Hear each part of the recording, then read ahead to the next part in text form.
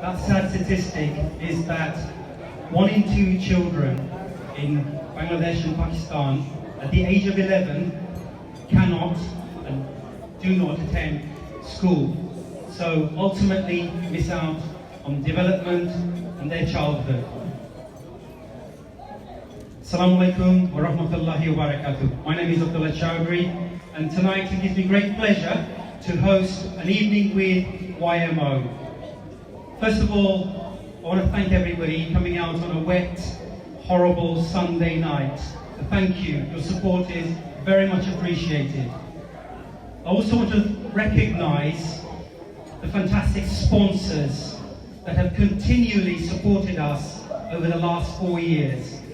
And with their generosity, we've been able to put on this evening, which ultimately means that all your ticket money is going to the cause. So, YMO, we set up 4 years ago, and our ambition was to prevent children falling into the calamities of child labour and the terrible consequences that can befall them. And the way we wanted to do this was to try and support children to remain in education. That's a tough ask. 4 years ago, we came here at this very venue, and with your generosity, we raised a substantial amount of money. We then made provisions for 120 children that we wanted to support. What we did was we opened 2 centres in Sylhet, in Bangladesh. Now, a lot of time and effort has gone into making that work. And just for the record, the trustees of this organisation have put in their own time, effort, energy and resource to make this work. Because, let's face it, we've been blessed by Allah subhanahu wa ta'ala, so therefore everything we've done in terms of sourcing, finding children that were in calamity, impoverished, we did out of our own backs. So this charity, what has it given children, these 120 children that we had?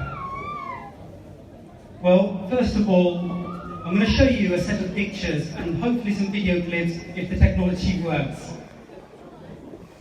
The first picture just demonstrates, it gives children a platform of confidence to stand up and their voices to be heard.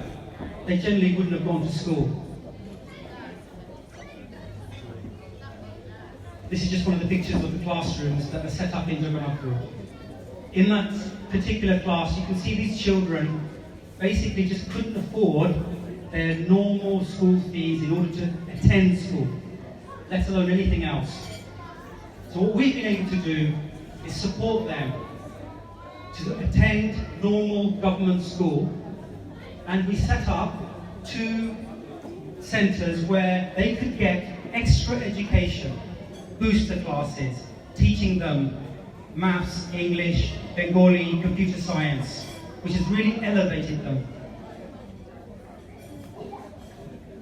This is another class which just shows that they're getting that specialised teaching support which they otherwise would not have got. Now, we do have some criteria for children that we take on. They genuinely are very impoverished children.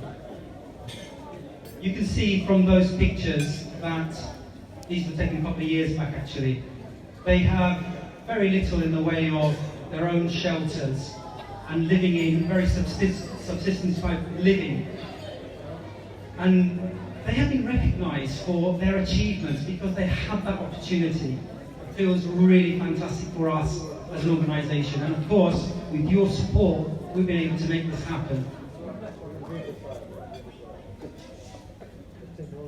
So it isn't just academic stuff that we're doing. What we're looking to do is to support children and young people with vocational skills, to teach them life skills so that they can go out and fend for themselves and not be taken advantage of. So here is a class you can see of young women learning how to sew so that they could go out and, as I said, not get taken advantage of. We're in a privileged position at YMO because we have got government accreditation for the courses we run. So all these young people, once they finish their course, walk out with a certificate endorsed by the government. So just a few pictures of a few of our trustees, as you can see, when they went out there to explore those opportunities. We've also supported things like not just sewing, but things like motor mechanics. So young men who, at the age of 15, 16, 14-year-olds, falling out of school, they may not be academically bright, but give them a skill and they can really help themselves to make a living. Okay, what I want to do now is share with you a couple of videos, and I'm going to tell you about these two young boys, so that you get a flavour for what you're going to see. So at YMO, we don't distinguish between, let's say, girls or boys. We've got a good mixture. We've got Muslim as well as Hindu children. But also we have a disadvantaged child as well. The first video clip is of a boy who is deaf. Now imagine being deaf in this country. We still have so many opportunities. But imagine being deaf in a country like Bangladesh. How does that person simply start their life, their adult life? And he will just a short video of this young boy. The second video I'm going to show is a fantastic success story. So in the district of Jagannathpuri, you can imagine there are thousands of children. This child came to our institution 4 years ago. A young boy, started at class 6. I believe that's sort of like an age 10, 11-year-old. He has flourished and has been recognized in the whole district as being the top performing student. Now, he would not have had that opportunity if we weren't able to support him with the help of Allah subhanahu wa ta'ala and your generosity. So you'll get to hear a little bit about what he says about what he feels about the opportunity he had. His father actually is a guard at one of the local schools, but because of a very big family, he simply doesn't have enough to support his son. So just bear with me as we try and fix a couple of those videos so you can see.